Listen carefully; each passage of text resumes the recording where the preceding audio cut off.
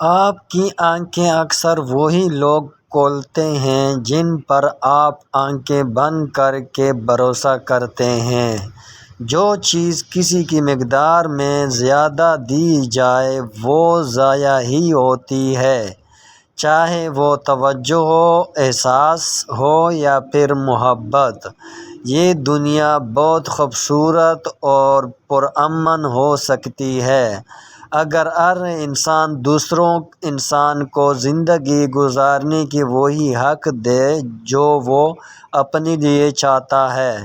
کوشش کریں کسی کے آنسوؤں کی وجہ آپ کا لہجہ یا رویہ نہ بنے، کیوں گناہوں میں سب سے بڑا گناہ کسی کی دل آزاری کرنا ہے۔ اگر آپ نظر انداز کرنے کے ماہر نہیں تو آپ بہت کچھ کھوئیں گے۔ سب سے پہلے اپنا سکون مشکل وقت میں ایک ایسا فلٹر ہے جو آپ کی زندگی کو منافق، لالچی اور مکار لوگوں پاک کر دیتا ہے۔ صبر کرنا اور قدر کرنا نصیب والوں کے حصے میں آتا ہے، کیوں صبر آپ کو ہیرا بناتا ہے اور قدر کرنا ہیروں سے ملوا دیتا ہے۔ اگر آپ کے ماں باپ اس دنیا سے جا چکے ہیں تو ان کی مغفرت کی دعا کے لیے آمین لکھ دیں۔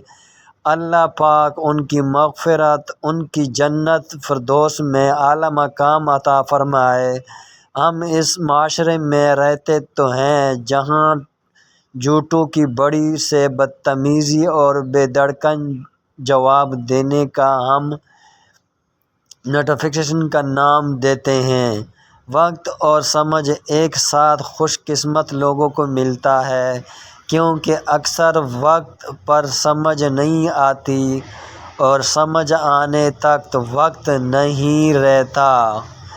ایک کڑوی بات یہ ہے کہ جو خالص دودھ دیتے ہیں انہیں جانور کہتے ہیں اور جو ملاوٹ کرتے ہیں انہیں اشرف المخلوقات کہتے ہیں۔ راستے اور تعلق نبھانا ایک فن ہے جن کے لیے انسان کے پاس دولت کا ہونا نہیں بلکہ احساس کا ہونا لازم ہے۔ امانت صرف چیزوں کی ہی نہیں ہوتی، امانت راز کی بھی ہوتی ہے۔ اگر کوئی اپنا جذبات، احساسات بیان کرے تو اس میں کبھی بھی خیانت نہ کریں۔ یہ قدرت کا قانون ہے کہ جو انسان کسی کو استعمال کرے اور اسے دھوکہ دے کر اپنی خواہشیں حاصل کرتا ہے وہ کبھی نہ کبھی خود اس سے بھی زیادہ دوسروں کے ہاتھوں استعمال ہو کر زندگی میں دکھ سہتا ہے۔ اکیلے رہنے سے یا اکیلے ہونے سے، کسی کو کھو دینے سے یا ٹوٹ جانے سے کبھی نہ گھبرائیں کیونکہ ایسے ہونے سے رب ملتا ہے اور جب رب ملتا ہے تب سب مل جاتے ہیں۔ پیسے آ جانا یا مشہور ہو جانا کامیابی نہیں ہوتی، 5 وقت کی نماز پڑھنا اور اپنے رب کے قریب ہو جانا کامیابی ہے۔ دیواروں کے پاس کان ہوں یا نہ ہوں لیکن فرشتوں کے پاس قلم ضرور ہے۔ ہم اگر زبان کی پھیلائی ہوئی مصیبتوں کا جائزہ لیں تو معلوم ہوگا کہ خاموشی میں کتنی رعایت ہے۔ اگر میرا علم مجھے انسان سے محبت کرنا نہیں سکھاتی تو ایک جاہل مجھ سے 1000 درجے بہتر ہے۔ کسی کو ذلیل کرنے سے پہلے خود ذلیل ہونے کے لیے تیار ہوئیں، کیونکہ اللہ کا ترازو صرف انصاف تولتا ہے۔